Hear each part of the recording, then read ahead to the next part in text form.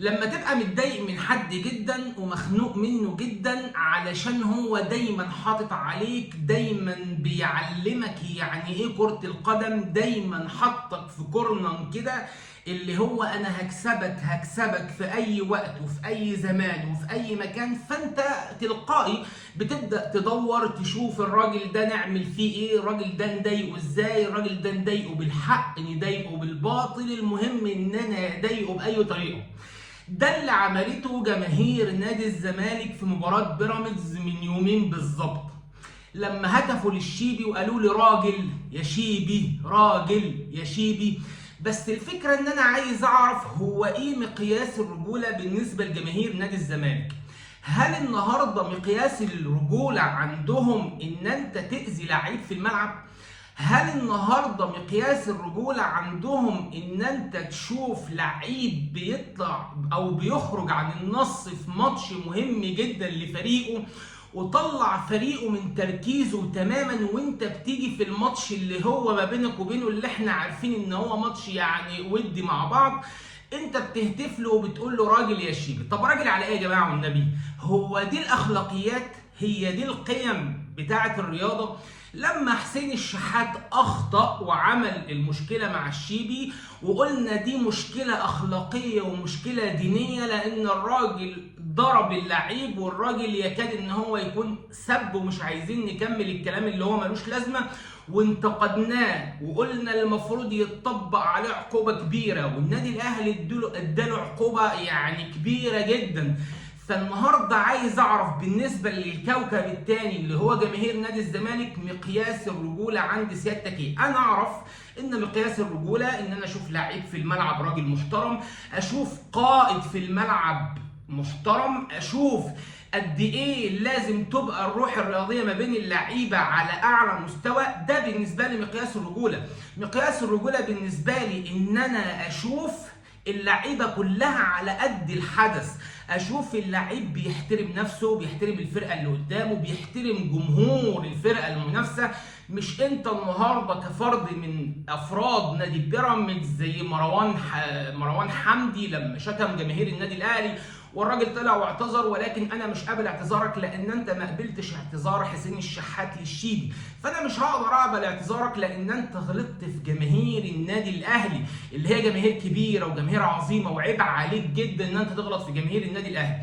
فده كان هتاف جماهير نادي الزمالك اللي هي مستنيه اي حاجه على النادي الاهلي، اللي هي زي ما تقول انا مخنوق منك جدا، مخنوق منك جدا، على طول انت حاطط عليا، على طول واخد مني البطولات على طول، مع ان الزمالك يعني اخر ماتش كسبان النادي الاهلي في الدوري، ولكن دي كانت انطلاقه كبيره للنادي الاهلي من بعد ماتش الزمالك والاهلي ما خسرش ولا ماتش تاني.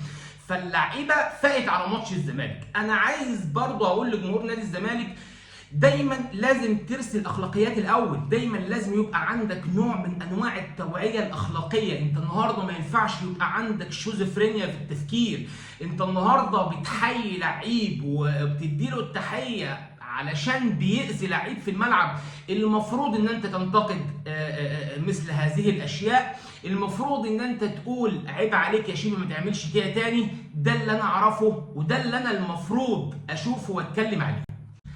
وبمناسبة ان الاهلي بيدور على ظهير ايسر، قلت افكر حضراتكم بعلي معلول علشان نشوف الفرق ما بين اللعيب القائد في الملعب وما بين لعيب ممكن يخرج فرقته والجهاز الفني ويخرج الدنيا كلها عن تركيزها ويخسر الماتشين.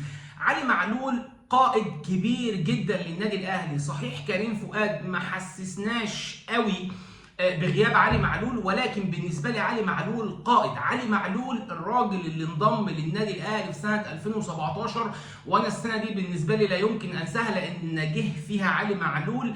علي معلول ظهير ايسر، مش عايز اقول لك ان هو احسن ظهير ايسر اجنبي جه في تاريخ مصر، جه في تاريخ الكره المصريه بالكامل. علي معلول عمل بطولات مع النادي الاهلي كبيره جدا، فانا قلت لازم النهارده اتكلم عن علي معلول، لازم النهارده ابرز لك بطولات علي معلول، لازم اوريك علي معلول قد ايه عمل للنادي الاهلي قد ايه بالتيشيرت ده عرق جدا علشان يجيب البطولات. علي معلول اللي كان في تحدي كبير مع نفسه، راجل بيلعب ليه لا يقل عن 7-8 سنين، لا يكل ولا يمل في الملعب. علي معلول اللي واخد 5 دوري مصري، علي معلول اللي واخد 4 دوري ابطال افريقيا، علي معلول اللي واخد 2 سوبر افريقي، علي معلول اللي واخد بطولات بجد لا حصر لها، 4 كمان بطولة كاس مصر، وعندك 2 أو 3 برونزية كاس عالم للأندية. فأنت قدام قائد كبير اسمه علي معلول، قدام لعيب بجد لازم ترفع له القبعة. الراجل مستواه ثابت في كل وقت على مدار ما هو بيلعب. صحيح طبيعي يا جماعه اي لعيب في الدنيا لازم يحصل له نوع من انواع اللي هو يعني ممكن مستواه ينزل شويه، ولكن علي معلول عمره ما حسسك بالكلام ده. علي معلول بيعمل الفارق من لمسه، بيعمل الفارق من كوره. علي معلول عايز مهاجم زي وسام ابو علي ويلعب معاه وتتفرج بجد على العرضيات، وشفنا الكلام ده بطولة افريقيا، وشفنا في الدوري المصري الفترة اللي لعب فيها وسام ابو علي مع علي معلول، شفنا قد ايه عرضيات علي معلول بتفرق جدا مع المهاجمين. ولكن ان شاء الله باذن الله علي معلول يرجع احسن من الاول. يعني في كلام كبير ان النادي الاهلي بيحاول ان هو يتعاقد مع يحيى عطية الله، بيحاول ان هو يتعاقد مع محمد علي بن رمضان، بيحاول ان هو كمان يجيب مهاجم تاني مع وسام ابو علي. النادي الاهلي محتاج كل الصفقات دي. عندك بطولة كاس عالم للأندية، لازم تبقى مستعد جدا جدا جدا للبطولة دي. البطولة دي جوائزها كبيرة جدا، محتاج ان انت يكون عندك كواليتي لعيبة عالي جدا، وانت بتدور على ده. هنتقد قوي لجنة التعاقدات في النادي الأهلي، وهنتقد لجنة التخطيط في النادي الأهلي. اللي انا بحس ان اي لعيب النادي الأهلي بيشاور عليه ويبقى عايزه، بحس ان بيحصل حواليه مشاكل. مفيش سريه في اتفاقات النادي الاهلي مع اللعيبه. يعني موضوع يحيى عطية الله لحد اللحظه اللي انا بكلم حضرتك فيها دي يعتبر الموضوع بالنسبه لي بايظ. عندك محمد علي بن رمضان الموضوع رايح، الموضوع جاي، بيراميدز دخل في السكه وده حقه، ملناش علاقه بالموضوع، الراجل يدخل زي ما هو عايز. ما انا قلت لكم النادي ده معمول بس علشان يضايق النادي الاهلي. لما النادي الاهلي يكون عايز لعيب هو يدخل يعلى على اللعيب، ده اخره معانا، ده اخره. ولكن انت في الملعب تحط عليه اي لعيبه موجوده معاك، اي كواليتي موجود معاك تحط عليه، والكواليتي الموجود في النادي الاهلي دلوقتي كواليتي محترم جدا الحمد لله رب العالمين.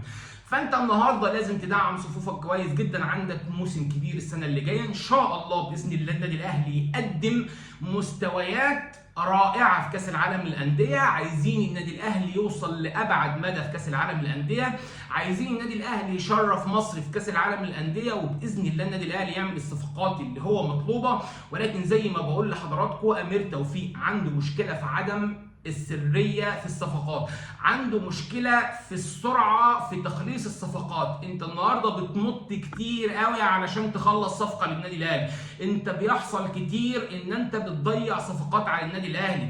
يعني ما ينفعش النهارده ان اوراقك تبقى مكشوفه للوكلاء، اوراقك تبقى مكشوفه للانديه اللي حواليك، اوراقك تبقى مكشوفه لاي حد. لازم النهارده تفرض السريه الكبيره على الصفقات بتاعتك علشان تقدر ان انت تاخد الصفقه اللي انت عايزها في سريه تامه. والاهلي مش عايز اقول لحضرتك ضاع منه كام صفقه بسبب ان هي النادي ده بيعرف فبيدخل على اللعيبه فبيعلي عليك الفيزيتا فانت ما تعرفش تجيب اللعيب، وهكذا وهكذا وهكذا. فاتمنى يا رب من لجنه تخطيط النادي الاهلي ومن لجنه التعاقدات في النادي الاهلي ان هم يقدموا صفقات للنادي الاهلي السنه دي حاجه تليق بالمارد الاحمر، حاجه تليق بجمهور النادي الاهلي، وان شاء الله باذن الله النادي الاهلي يشرفنا في كاس العالم للانديه. شكرا لحضراتكم جدا، اتمنى يا رب اكون قدمت حلقه كويسه، اتمنى اكون قلت لحضراتكم كل اللي حضراتكم بتحبوا وتتمنوه. شكرا لحضراتكم جدا، والسلام عليكم ورحمه الله وبركاته.